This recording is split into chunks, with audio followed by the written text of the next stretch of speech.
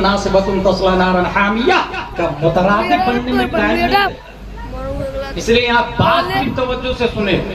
7 दिन में हाफिज कुरान, उसको किसी ने कह दिया हाफिज साहब, वो सोचा मैं हाफिज नहीं हूँ, इसने मुझे हाफिज बोल दिया। अभी मेरे पास 2 ऑप्शन, या तो उसको बोल दो भाई भाई हाफिज मत बोलना क्योंकि मैं हाफिज नहीं हूँ, या तो उसकी बात सच कर दिखा, हाफिज ही बन जाता हूँ।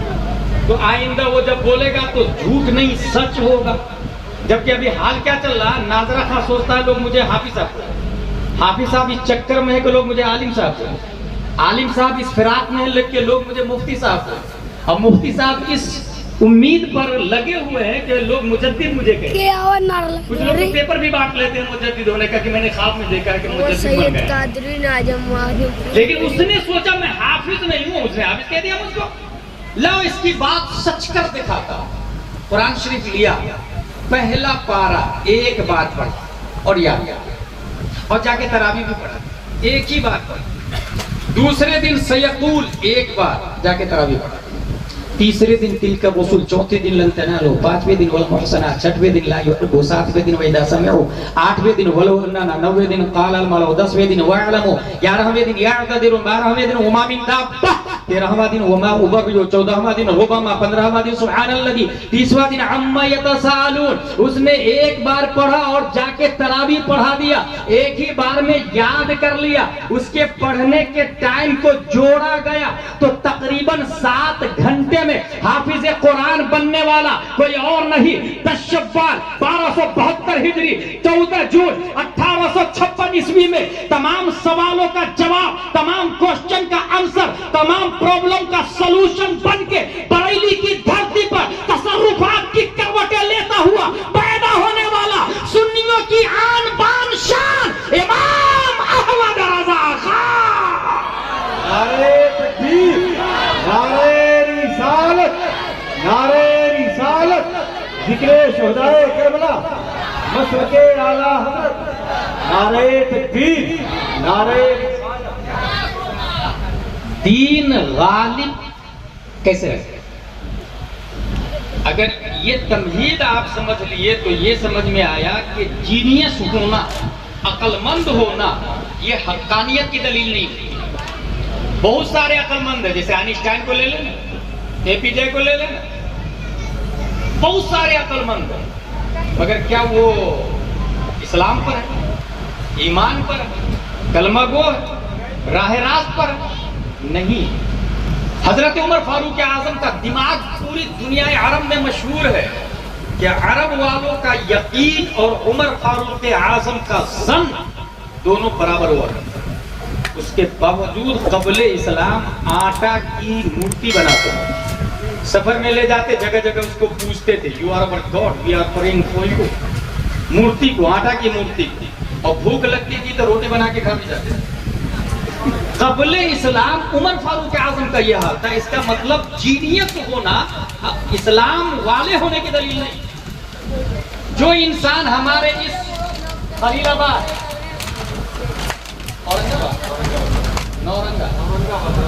औरंगाबाद की धरती पर अक्लमंद है तो वो मुस्लिम भी है, इसकी कोई दलील नहीं। जीनियस हो सकता है, मगर इस्लाम वाला होने के लिए इस्लाम को जानना पड़ेगा। उसकी बहुत भारी मिसाल मैं आपको दे देता हूं ताकि बात बिल्कुल वाज़ेह हो जाए। खलीलाबाद से गोरखपुर का रास्ता ज्यादा लंबा नहीं, गोरखपुर से लखनऊ 250 पौने 300 किलोमीटर। आज से 5000 साल पहले गोरखपुर से लखनऊ लोग कैसे जाते? You can't understand, you can't define. लोग जाते थे पूछ पूछ के, लखनऊ किधर, नाम कुछ और भी हो सकता है। लोगों ने बताया कहां जा रहा है, बोले लखनऊ, बोले इधर चलेगा, उधर ही चले जा। एक काफिला आ रहा है उधर से, कहां जा रहा है, बोले लखनऊ, बोले गलत जा रहा है, इधर ले, उधर ही मुड़ जाता है। यही तरीका था, पूछ पूछ के जाता है। लेकिन अब हाईवे बन चुका है, अब कोई मोटरसाइकिल वाला बोले मैं खेत से जाऊंगा तो उसको अक्लमंद कहेंगे कि बेवकूफ, उसे बेवकूफ कहा जाएगा। क़ब्ले इस्लाम कोई गाय की, कोई पत्थर की, कोई चांद की, कोई मिट्टी की, कोई पहाड़ की, कोई पानी की पूजा करता है। इस्लाम ने एक हाईवे दिया है और उस हाईवे का नाम है सिराते मुस्तकीम। اسلامک ہائی وے بننے کے بعد اگر کوئی کتا بلی چھچھندر کی پوجا کر رہا ہے he is not genius، وہ بیوقوف ہے، وہ بلشٹ ہے، وہ عقل مند نہیں ہے۔ جس طریقے سے ہائی وے چھوڑ کے رونگ سائڈ جانا یہ عقل کے خلاف ہے، ایسے ہی اللہ کو چھوڑ کے غیر اللہ کی عبادت کرنا یہ عقل کے خلاف ہے، یہ عقل کے خلاف ہے۔ عقل مند اسی سے ثابت ہوا، عقل مند وہ ہے جو اللہ تبارک و تعالیٰ کو مانتا ہے، بن دیکھے رب پر ایمان لاتا ہے۔ لیکن غلبہ اسلام کے لیے عقل کے ساتھ ساتھ علم دین کا ہونا ضروری ہے۔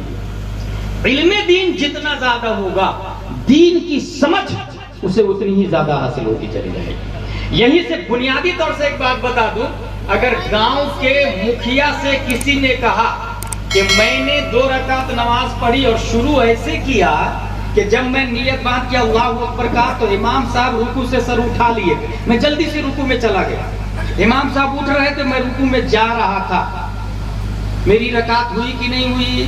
مکھیا صاحب نے کہا میرے خیال سے ہو جائے گا۔ یہی میرے خیال سے ہو جائے گی جس نے بولا نا، دین کو ایسے ہی لوگ تباہ و برباد کر رہے ہیں، دین کو ایسے ہی لوگ ڈسٹرائے کر رہے ہیں، کیونکہ نماز خیال سے نہیں ہوتا، نماز قرآن سے ہوتی ہے، نماز حدیث سے ہوتی ہے۔ اسلام خیال سے نہیں چلتا، اسلام کسی کی رائے سے نہیں چلتا، اسلام قرآن و حدیث سے چلتا ہے۔ اس لیے کسی نے کہا میرے خیال سے، اگرچہ وہ وقت کا کلیکٹر کیوں نہ ہو، ایس پی کیوں نہ ہو، اگر کہا میرے خیال سے ہو جائے گی تو وہ برباد کر رہا تھی۔ دین غالب کب رہے گا؟ جب علماء حق بولے اور ان سے حق پوچھا جائے اور غیر عالم خاموش رہے اور مسئلہ نہ بتائے، دین ہمیشہ غالب رہے گا۔ یہ امام احمد بن حنبل کا قول ہے۔ اور دین کو سمجھنا آسان بھی نہیں، اس کے لیے سیدھا کتنی بھی عقل کا استعمال کر لے انسان، اگر اکابر کی بارگاہ میں زانو ادب نہیں طے کیا ہے وہ لیفٹ رائٹ کدھر بھی جا سکتا ہے۔ اس کی بھاری دلیل میں دینے جا رہا ہوں۔ سب سے پہلے تو یہ سنیں، دین کی سمجھ یعنی اللہ تعالی عقل دیتا ہے دین کے معاملے میں، عقل بڑھاتا ہے دین کے معاملے میں، فکر بڑھتی ہے دین کے معاملے میں۔ یہ ہر آدمی کے بس کی بات نہیں ہے۔ میں یرید اللہ بہ خیرا یفقہہ فی الدین کا لفظ آیا، بخاری شریف کی حدیث ہے۔ اللہ جس کے ساتھ بھلائی کا ارادہ کرتا ہے اسے دین کا فقیہ بنا دیتا ہے۔ دین کی سمجھ اسے دیتا ہے جسے اللہ بھلائی کا ارادہ کرتا ہے۔ اچھا، یہ حدیث حضرت امیر معاویہ سے مروی ہے اور یہ حدیث بخاری میں آئی ہے، اور اس کے جسٹ بعد میں یہ آیا انما انا قاسم واللہ یؤتی، بانٹتا میں ہوں دیتا اللہ۔ تو دین کی سمجھ کے بعد یہ لفظ آنا بانٹتا میں ہوں دیتا اللہ ہے، اس کا مطلب یہ ہے کہ دنیا کی ہر نعمت کی طرح عقل بھی میں ہی بانٹتا ہوں۔ پیارے مصطفیٰ فرماتے ہیں دنیا کی ہر نعمت کی طرح عقل بھی میں ہی بانٹتا ہوں، دیتا اللہ ہے۔ جب عقل ہمارے نبی بانٹتے ہیں تو یہی سے یہ سمجھ میں آیا کہ ہمارے نبی کافر کو زیادہ نہیں دیتے، جوڈیزیم کو زیادہ نہیں دیتے، بوزیم کو زیادہ نہیں دیتے، دہریہ، جبریہ، پادریہ، نیچریہ، قادیانیہ، معتزلہ، ذاکر نائک، تسلیمہ، نسلین، سلمان رشدی، محمد بن عبد الوہاب النجدی، وہابی، دیوبندی، فرق باطلہ کو زیادہ نہیں دیتے، کیونکہ یہ سب کے سب گستاخی رسول ہے۔ ہمارے نبی اپنے ماننے والے کو زیادہ دیتے ہیں، اور جس نے جتنا زیادہ مانا اس کو اتنا ہی زیادہ دیا۔ اور کسی نے یہ جا کے کہہ دیا یا رسول اللہ جہاں عوانی عطا کر دے، بھری جنت ہبا کر دے، نبی مختار کل ہے، جس کو جو چاہے عطا کر دے، جہاں میں ان کی چلتی ہے وہ کم میں کیسے کیا کر دے، زمین کو آسما کر دے، سریا کو سرا کر دے۔ ایسے آدمی کو نبی کتنا دیں گے اندازہ بھی نہیں کر سکتے۔ مانگنے کا طریقہ اپنا ہو کر کے جو جتنا زیادہ مانگے۔ تو بات یہ سمجھ میں آئی کہ دین کی سمجھ یہ آسان نہیں ہے۔ میں کچھ مثال دوں گا آپ کو، پہلے یہ سنیں کہ یہ حدیث کے راوی کون ہے؟ حضرت امیر معاویہ۔ جب حضرت امیر معاویہ راوی ہے تو یہ حدیث ان کو نہیں سمجھ میں آئے گی جو امیر معاویہ کے گستاخ ہیں، جو امیر معاویہ کو جہنمی کہہ رہے ہیں معاذ اللہ رب العالمین۔ میں اچھے سے جانتا ہوں کچھ رافضیوں کو، کچھ کامران چشتی کو، کچھ غلام سرور کو، جو رفض میں ڈوب کر کے اہل بیت کی محبت میں اس قدر شریعت کو پامال کیا کہ امیر معاویہ کو جہنمی کہنے لگا معاذ اللہ رب العالمین۔ اب یہ حدیث دیکھیں، حضرت امیر معاویہ راوی ہے، تو یہ حدیث امیر معاویہ نے روایت کی، جو امیر معاویہ کا گستاخ ہوگا ظاہر سی بات ہے۔ امیر معاویہ ہے کون؟ بنیاد یہ بھی سمجھ لیں، امیر معاویہ رضی اللہ تعالی عنہ، قرآن شریف ہمارے نبی نے نہیں لکھا، پھر سے سنیں، قرآن ہمارے نبی نے نہیں لکھا، میں تقریر نہیں کر رہا، بنیادی بات بتا رہا ہوں، قرآن 14 صحابہ نے مل کے لکھا، پوری زندگی میں ہمارے نبی نے صرف ایک کلمہ لکھا ہے، عبداللہ۔ علامہ ارشد القادری علی رحمہ لکھتے ہیں کہ نبی کا عبداللہ لکھنا یہ بھی معجزہ ہے، اور نبی کا کچھ نہ لکھنا یہ بھی معجزہ ہے۔ پوری زندگی میں نبی نے ایک کلمہ لکھا۔ میرے بھائی قرآن کتنے لوگوں نے لکھا؟ 14 صحابہ نے، اور 14 صحابہ میں 7ویں نمبر پر قرآن لکھنے والے حضرت امیر معاویہ رضی اللہ تعالیٰ عنہ۔ جب قرآن حضرت امیر معاویہ نے لکھا تو جو لوگ امیر معاویہ کو جہنمی کہہ رہے ہیں وہ سورہ بقرہ پڑھنا چھوڑ دے، وہ دوسری سورہ یاسین لے کر کے آئے، وہ دوسری سورہ ناس لے کر کے آئے، وہ دوسری سورہ مائدہ، سورہ رعد، سورہ دہر لے کر کے آئے، کیونکہ نہ جانے کون سی آیت حضرت امیر معاویہ نے لکھی ہے۔ الحمدللہ ہم لوگ حضرت امیر معاویہ کو مانتے ہیں، اس لیے ہمارا قرآن حق ہے، اور ہم مستحق ہیں اس بات کے کہ قرآن کو ہم ہی پڑھیں اور حضرت امیر معاویہ کو ہم ہی مانیں، کیونکہ کاتبان وحی الہی میں 14 صحابہ، حضرت امیر معاویہ جب تمہاری نظر میں جہنمی ہے تو قرآن لکھنے والا جہنمی ہوا معاذ اللہ رب العالمین۔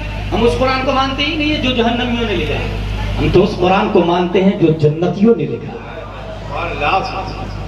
حضرت امیر معاویہ 163 احادیث ان سے مروی ہے، حضرت امیر معاویہ 8 احادیث بخاری میں ان سے مروی ہے، حضرت امیر معاویہ 5 حدیث امام مسلم نے ان سے لی ہے، اور 4 پر دونوں کا اتفاق ہے، امام مسلم نے بھی لی، امام بخاری نے بھی لی۔ حضرت امیر معاویہ سنن ترمذی میں آیا، حضور صلی اللہ علیہ وسلم دعا فرماتے ہیں، اے اللہ معاویہ کو ہادی اور مہدی اور ان کے سبب ہدایت دیا۔ بخاری شریف میں آیا، یہ جو امیر معاویہ کے گستاخ ہیں وہ لوگ کہتے ہیں کہ بخاری شریف میں حضرت امیر معاویہ کے بارے میں کوئی حدیث نہیں آئی، ان کی فضیلت میں کوئی حدیث نہیں آئی۔ یہ کون بول رہا؟ جو اجمیر میں چادر بیچتا ہے، جو موم بتی اگربتی بیچتا ہے، جو لوج کا ٹکٹ کاٹتا ہے، جو مجاور کی گردن پکڑ کے جھکا کے کہتا پیسہ نکال تب چھوڑوں گا، وہ آدمی بول رہا بخاری میں نہیں آیا۔ ایمانداری سے بتائے دین ایسے غالب رہے گا؟ دین غالب کب رہے گا؟ پوچھے کسی عالم بخاری سے کہ بخاری میں کیا آیا، کیا بخاری شریف میں امیر معاویہ کے بارے میں کوئی حدیث آئی کہ نہیں آئی؟ یہ کون بتائے گا؟ چادر اٹھانے والا، بیچنے والا، موم بتی بیچنے والا؟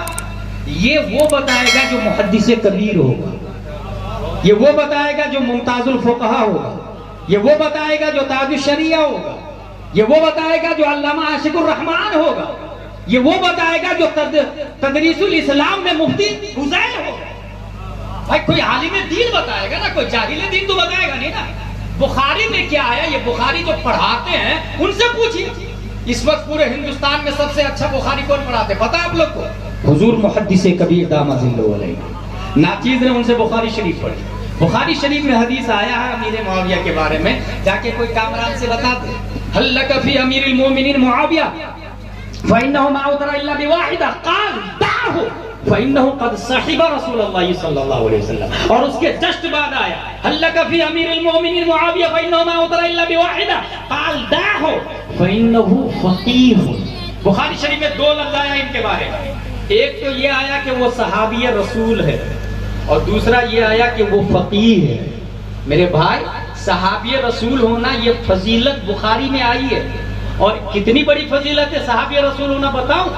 پوری دنیا کے اعلیٰ حضرت، مجدد، غوث، امام اعظم، امام مالک، امام شافعی جیسے کروڑوں بھی آ جانا، امیر معاویہ یا کسی صحابی کے پاؤں کی دھول کا بھی مقابلہ کر سکتے، وہ صحابی ہے۔ اور بخاری میں آیا کہ وہ صحابی ہے، بخاری میں آیا وہ صحابی، اور دوسری جگہ آیا فقیہ، دعہ فإنہ فقیہ، وہ فقیہ ہے۔ جب بخاری میں دو حدیث موجود ہے تو چادر بیچنے والا بول رہا ہے کہ بخاری میں نہیں آیا.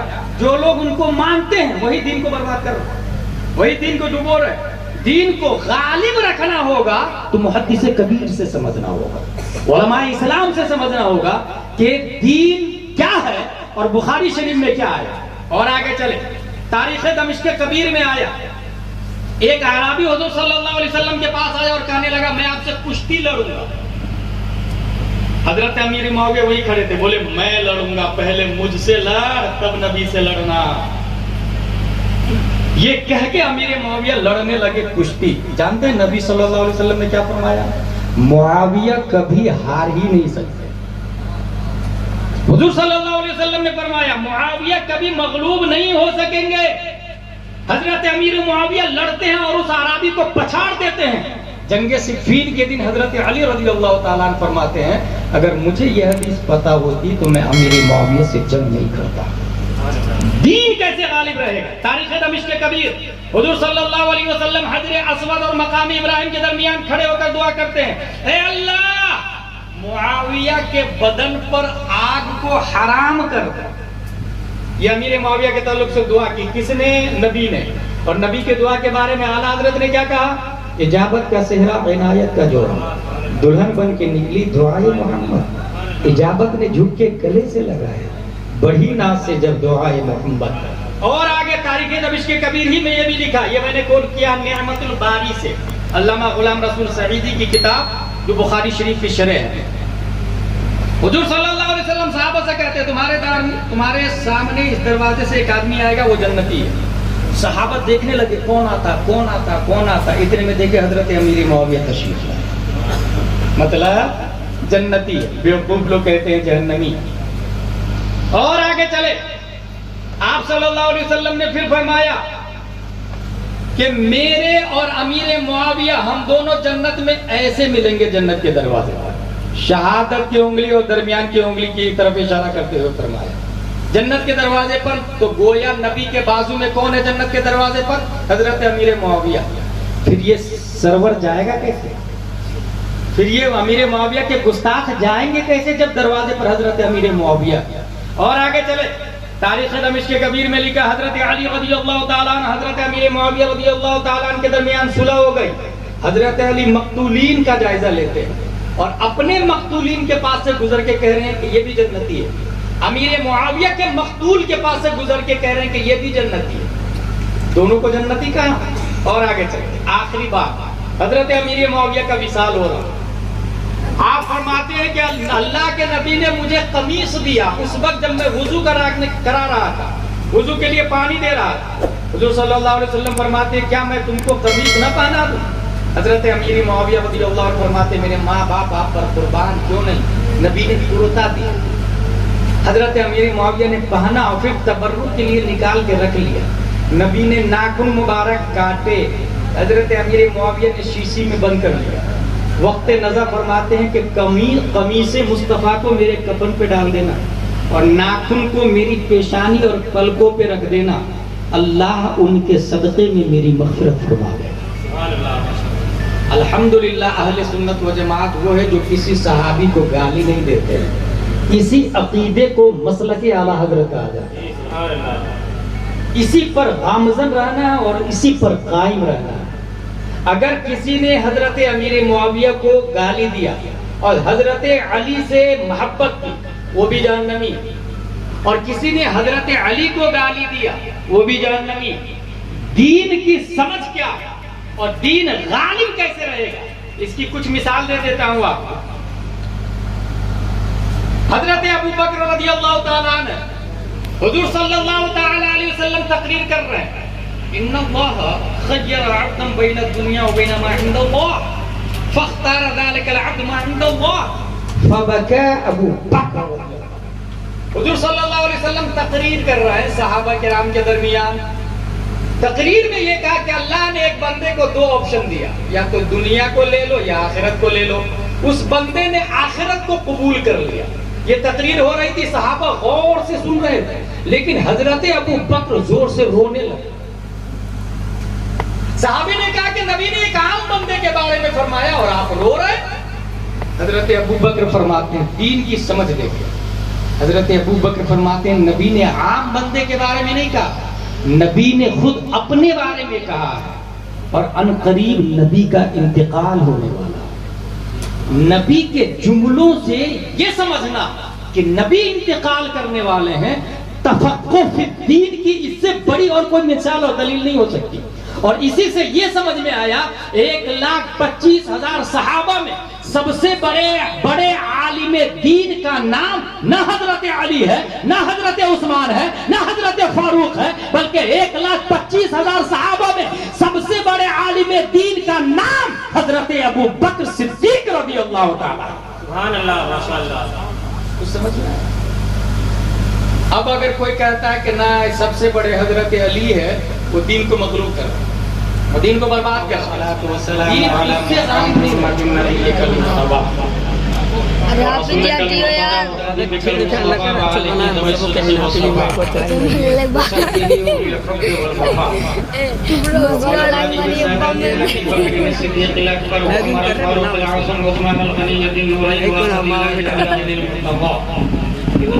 وولد الامام حسن المجتبى وصبته الامام حسين دافع الكف والبلاء وفي لسبك بده البدول الزهراء سيدة النساء وابنه سيدنا عبد القادر غوث الوراء وسراج امته سيدنا ابي حنيفة امام ائمة الهدى وعلى مجدد الاعظم لدينه وملته مرشد احمد رضا وعلى الذي ما زال قدد مخالف السنة محسنين اخطر رضا.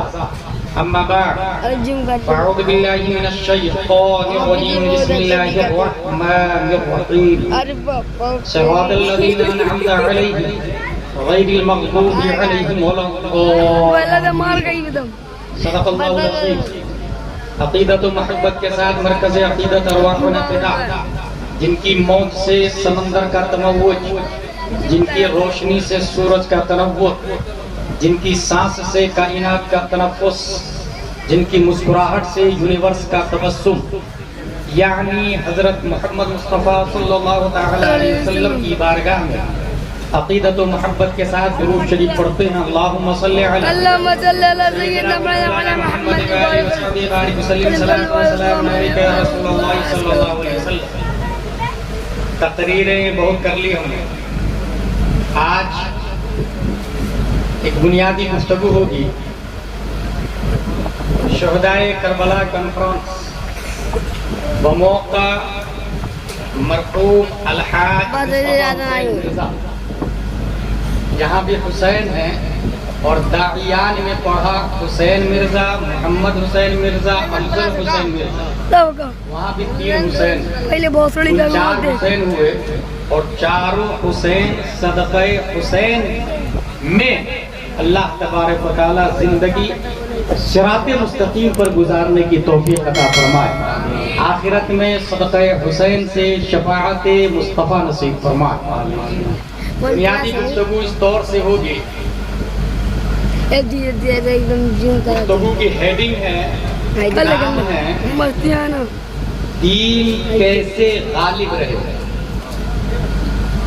اور اس کے لیے لاجک ہے کہ ایک انسان اگر بہت زیادہ جینیس ہوتا ہے تو 1817 میں پوری دنیا میں سب سے پہلے سائیکل بنا, اور یہ سائیکل جرمن میں بنی.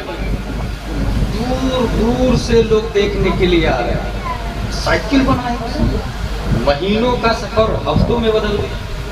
لیکن وہ مغلوب ہو گیا جب 1894 میں بائسیکل آئی, موٹر سائیکل آئی. وہ مغلوب, یہ غالب. موضوع ہے دین کیسے غالب ہے. 1894 میں جب موٹر سائیکل آئی تو لوگ سائیکل کی رفتار کو بھولے, کیونکہ موٹر سائیکل 1 گھنٹے میں 50 کلومیٹر ایزیلی طے کر لیتی ہے. لیکن موٹر سائیکل بھی مغلوب ہو گئی جب 1898 میں فراری گاڑی آئی. 340 کلومیٹر پر آور کی رفتار سے یہ گاڑی چل رہی تھی. لیکن اس کو بھی بیٹ کر دیا، یہ بھی مغلوب ہو گیا۔ غالب وہ ہوا جب 4 اکتوبر 1957 میں پہلی بار سٹل اسپیس کو چھوڑا گیا، اور 1879 عیسوی میں آئنسٹائن سائنٹسٹ نے جب یہ نظریہ پیش کیا کہ پوری دنیا میں سب سے تیز رفتار کوئی چیز ہے تو وہ روشنی ہے، 1,86,000 میل پر سیکنڈ روشنی کی رفتار۔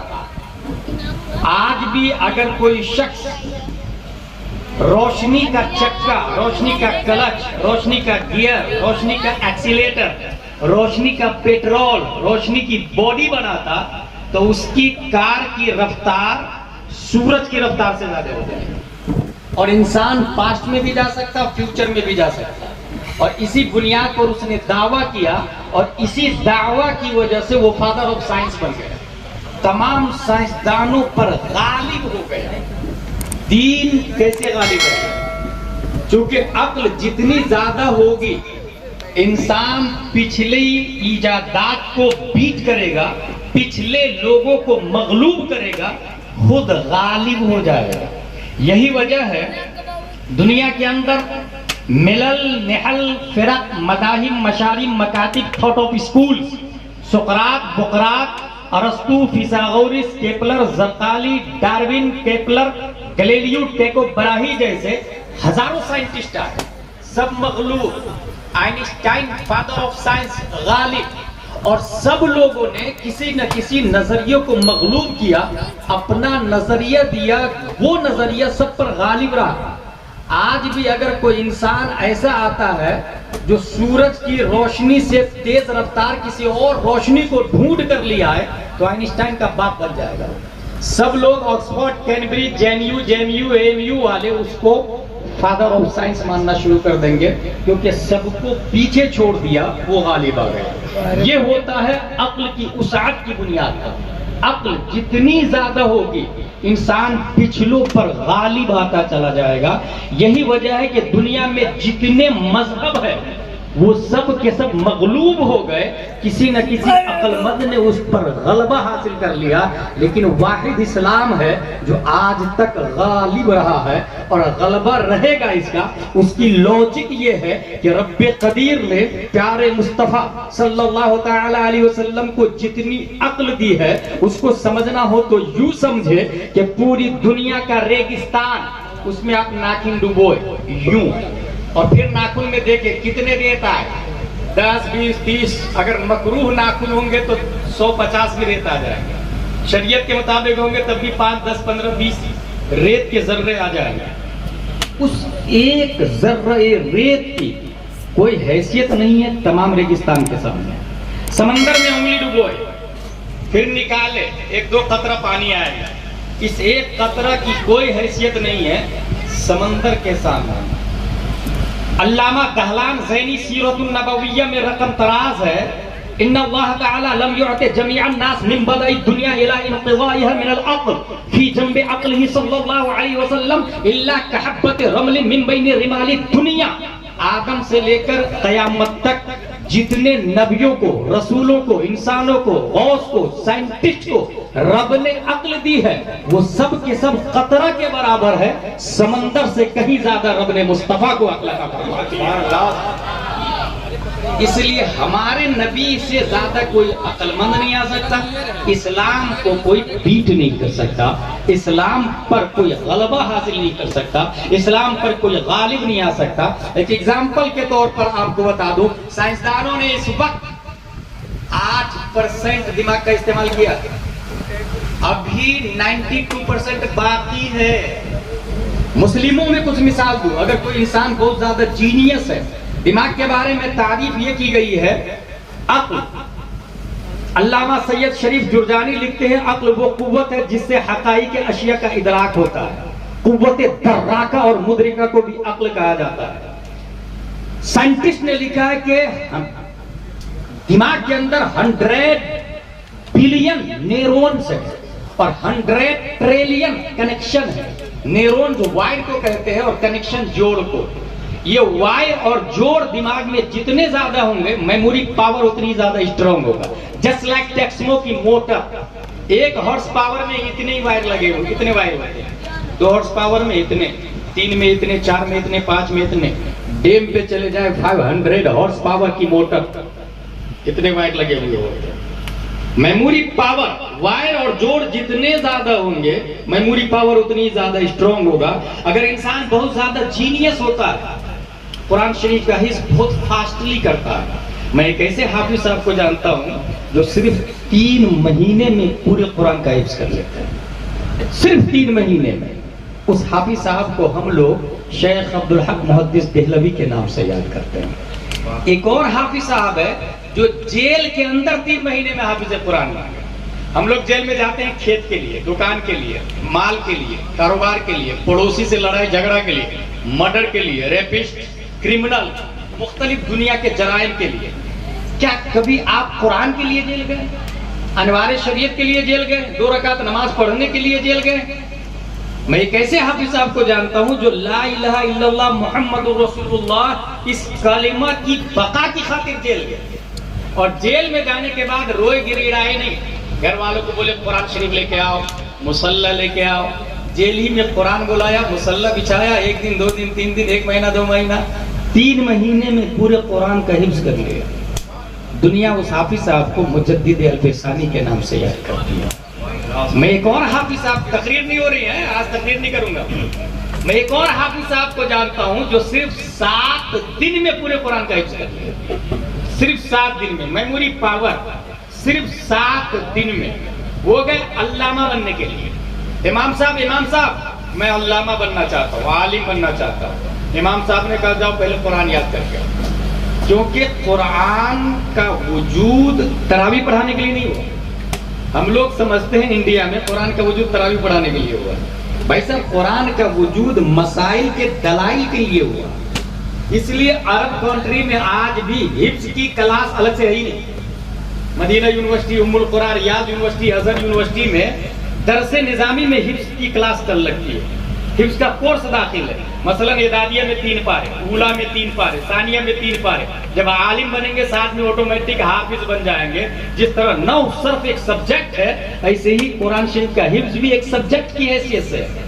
مگر اپنے لوگوں کی کم نصیبی کہ اسلام کی حفاظت کی خاطر ہمارے علماء نے یہاں الگ سے حفظ کی کلاس لگائی. بچہ گیا امام صاحب کے بعد, حضرت میں عالم بننا چاہتا ہوں, کہا جا قرآن یاد کر کے. 1 دن 2 دن 3 دن 4 دن 5 دن 6 دن 7ویں دن حاضر, حضرت میں عالم بننا چاہتا ہوں. میں نے کہا نا قرآن یاد کر کے کر لیا. آپ نے 7 دن میں قرآن یاد کر لیا؟ بولے جی حضرت کر لیا. دنیا اس بچے کو امام محمد بن حسن شیبانی کے نام سے یاد کرتی ہے, اور اس امام کو امام اعظم ابو حنیفہ کے نام سے یاد کرتی ہے. میں ایک اور حافظ صاحب کو جانتا ہوں اپنے انڈیا میں جو صرف 7 گھنٹے میں پورے قرآن کا حفظ کر لیتے ہیں. 7 گھنٹے میں. Memory power. اسلام غالب کیسے رہے گا؟ صرف 7 گھنٹے میں. اس کو کسی نے کہہ دیا حافظ صاحب, he thought I'm not حافظ القرآن, but you said حافظ صاحب, I have 2 options. تم نے مجھے حافظ صاحب کا کبھی شرما سو چل رہا جو ہنس رہے. ماں اور بہنوں کی عزت لوٹی جا رہی اور انجوائے. یہ جلسے کو مذاق بنا کے ان لوگوں نے ہنسنا ہنسنا ہنسنا ہنسنا, کامیڈی کرنا. ولا حول ولا قوت الا باللہ. افضل بعد الانبیاء بالتحقیق حضرت ابو بکر کو مانتا ہے, وہ دین کو غالب کر رہا ہے. یہ تفقہ فی الدین ہے. دین. آپ لوگوں نے خارجی کا نام سنا ہوگا اور رافضی کا بھی نام سنا ہوگا, اور یہ دونوں جنگ صفین ہی میں تیار ہوئے تھے. حضرت امیر معاویہ حضرت علی نے حکم تیار کیا مصالحت کے لیے. ایک گروپ نے کہا ان الحکم الا للہ, حاکم اللہ ہے, میں نہیں مانتا حضرت علی کے فیصلے کو. خارجی ہو گئے. اور ایک نے کہا کچھ بھی ہو جائے سب سے بڑے حضرت علی ہی ہے, رافضی بن گئے. سب سے بڑے حضرت علی ہے, رافضی بن گئے. 2 گروپ تیار ہوئے. اب دیکھیں تفقہ فی الدین کیا ہے, دین غالب کیسے رہے گا. رافضی تقریباً خارجی لوگ 1000 नहीं, 2000 नहीं, 3000 नहीं, 6000 खारजी हजरत अली को कत्ल करने के लिए तैयार हो। हजरत अली ने गलत किया, जंग की नौबत आ गई और जंग होने वाली है। उससे पहले हजरत इब्ने अब्बास रज़ियल्लाहु ताला अन्हु फरमाते हजरत अली से, हजरत हुजूर हुजूर मुझे इजाजत दीजिए, मैं इन लोगों से बात करके आता हूँ, अगर समझ जाए तो ठीक है, वरना जंग तो करना ही है। कहा ठीक, ये है उलमा हक बोलने में बेबाकी से काम, और जिसके पास इल्म नहीं है वो खामोश रहे, दीन गालिब रहे। हजरत इब्ने अब्बास बहुत बड़े आलिम दीन का नाम है, वो सहाबी रसूल है, नबी से पढ़े लिखे, और सिर्फ नबी से नहीं, नबी के विसाल के बाद में जिनके पास हदीस होती, पता चलता कि फला सहाबी के पास हदीस है, नबी की सुन्नत है, तो कैलूला के वक्त उनके दरवाजे पे जाते और दरवाजे के सामने में बिस्तर लगा के लेट जाते, और जब साहिब खाना दरवाजा खोलते, हजरत आप मुझे कहते ना, मैं आ जाता। हजरत इब्ने अब्बास जवाब देते, न प्यासा कुएं के पास जाता है, कुआं प्यासा के पास नहीं आता। मुझे इल्म सीखना है आपसे, इसलिए मैं आया हूँ आपकी बारगाह। फिर उनको अदब से बैठाया जाता और उनको हदीस सुनाती। इस तरह हदीसों का अंबार था उनके पास। हजरत इब्ने अब्बास मुनाजरा करने के लिए खारजियों से चले जाते हैं। खारजियों, तुम लोगों का क्या एतराज है, क्यों लड़ना चाहते हो? कहा मेरे 3 एतराज है हजरत अली से। कहा ये बताओ, उन तीनों एतराज का मैं जवाब दे दूं तो तुम लड़ने से बाज आ जाओगे? कहा बाज आ जाएंगे ना, आप जवाब दीजिए। कहा एतराज बोलो। पहला एतराज, इनिल हुक्म इल्ला लिल्लाह, उन्होंने जंग सिफ़ीन में हकम बनाया गैरुल्लाह को, जबकि कुरान में आया हाकिम तो अल्लाह है। तो जब हाकिम अल्लाह है तो गैरुल्लाह को क्यों हाकिम बनाया? पहला एतराज मेरा। कहा दूसरा कौन सा एतराज है? कहा दूसरा एतराज ये है कि उन्होंने जंग की, लोग इंतकाल किए, तो जो कैदी क्यों नहीं बनाए, माले गनीमत क्यों नहीं ली? अगर लड़ना जायज नहीं था तो लड़े क्यों अमीर मुआविया से? और जब लड़ना जायज था तो जो कैदी बने तो गिरफ्तार क्यों नहीं किया, माले गनीमत क्यों नहीं बंटवाई? दूसरा एतराज। कहा तीसरा एतराज। कहा तीसरा एतराज ये है कि सुलह के वक्त अमीरुल मोमिनीन हटा दिया गया था हजरत अली के नाम के आगे। उन्होंने अमीरुल मोमिनीन क्यों हटाया? क्या वो अमीरुल मोमिनीन नहीं तो अमीरुल काफिरीन है? माज़अल्लाह रब्बिल आलमीन। कितना भयानक एतराज है। देखिए, हजरत अली अमीरुल मोमिनीन नहीं है तो क्या अमीरुल काफिरीन? अमीरुल मोमिनीन का लफ्ज क्यों हटाया? ये तीसरा एतराज।